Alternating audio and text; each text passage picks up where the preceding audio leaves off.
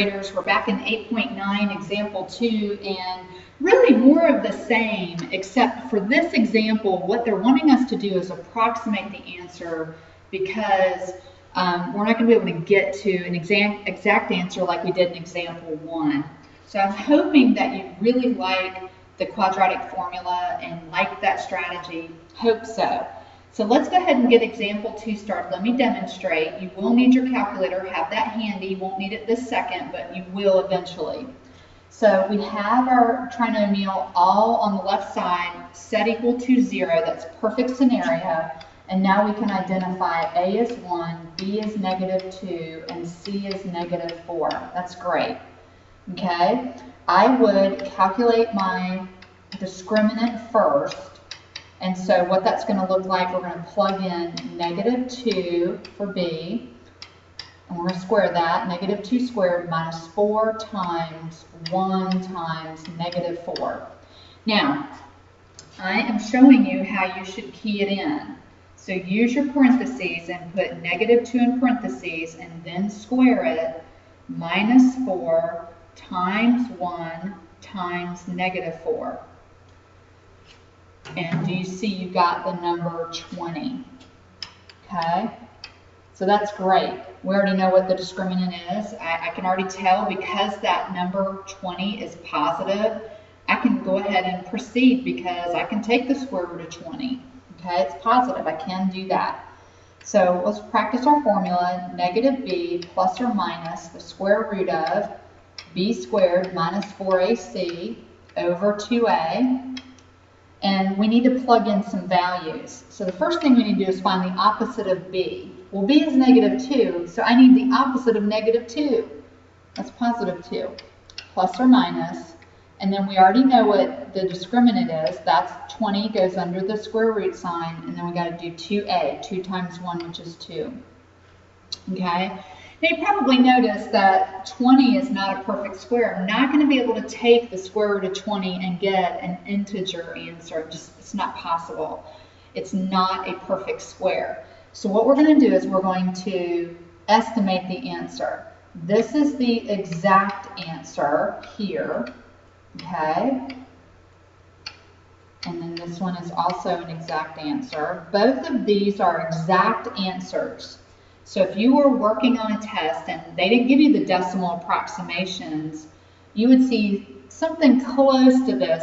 There's actually some simplifying you could do on both of these, but these are what we call the exact answer. What we want to do is we want to do the decimal equivalent.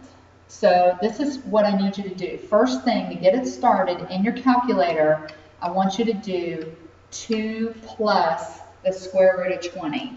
So just type that in, 2 plus square root of 20, and hit the enter.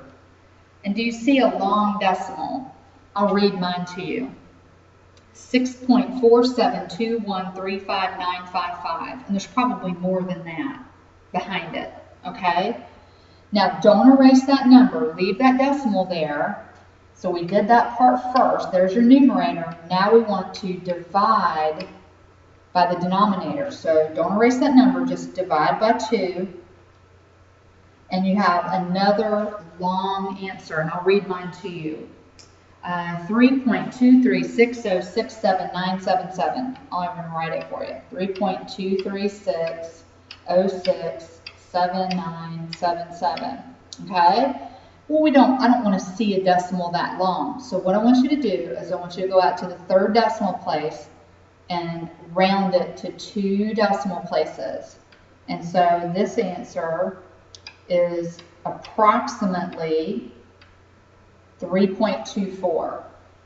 We rounded it, so we can't say it equals 3.24, but we can say it's about or approximately 3.24. Now we're going to do the same thing up here with 2 minus the square root of 20. You're going to do that part first, so that's why I'm putting it in parentheses. So go ahead and key that in, 2 minus the square root of 20. 2 minus the square root of 20. You're going to have this long decimal. And here, I'm going to read mine to you. -2.472135955. Now, what we're going to do, don't erase that decimal. Now we're going to divide it by the denominator, 2. And here's your long answer, negative 1.236067977. That's well and good, but we need to look at the third decimal place to see how it rounds to the second decimal place. And so we would write negative 1.24. Okay, so this is where our x intercepts. This is approximately where they would cross, is at 3.24 and negative 1.24. So these are your approximate answers, which is what they were asking us to find. These are the exact answers, although they can be simplified a little bit more than that. Hopefully we'll get to that in another lesson. Okay, so B is yours.